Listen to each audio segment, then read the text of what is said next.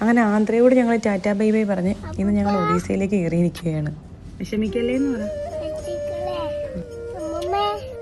മോനെ കാണാൻ പറ്റാത്തതിൻ്റെ പരിഭവം പറിച്ചിൽ നാട്ടിൽ നിന്നും വരുമ്പം അവർക്ക് കാണാൻ വേണ്ടിയിട്ട് എടുത്തു കൊടുത്തതാണ് ഞാൻ ഈ ഒരു ക്ലിപ്പ്.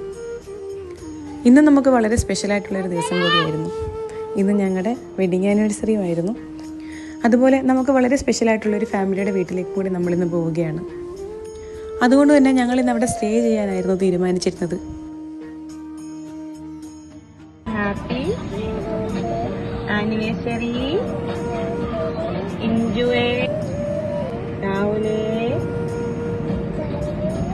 ലവ് യു ഉമ്മ. അതുകൊണ്ട് തന്നെ നമ്മളൊരു 3 to 4 hours മാത്രമേ ഇന്ന് ഡ്രൈവ് ചെയ്തിട്ടുള്ളായിരുന്നു. ഞങ്ങൾ വന്നത് എൻ്റെ ഒരു കസിൻ്റെ വീട്ടിലേക്കാണ്, കോഹ്ലിയുടെ വീട്ടിലേക്കാണ്. ഞങ്ങൾ തമ്മിലൊരു പ്രത്യേക കണക്ഷൻ ഉണ്ടായിരുന്നു. അതുകൊണ്ട് തന്നെ ഞാൻ കോഹ്ലിയുടെ വീട്ടിലേക്ക് വന്നപ്പം എന്നേക്കാൾ ഉപരി എക്സൈറ്റ്മെൻറ്റും സന്തോഷവും കോഹ്ലിക്ക് തന്നെ ഉണ്ടായിരുന്നു. ആളിവിടെ എൻ്റെ കൂടെ ഇല്ലല്ലോ എന്നുള്ളൊരു വിഷമം ഒഴിച്ചു കഴിഞ്ഞാൽ ഞങ്ങൾ ഭയങ്കര ഹാപ്പിയായിരുന്നു.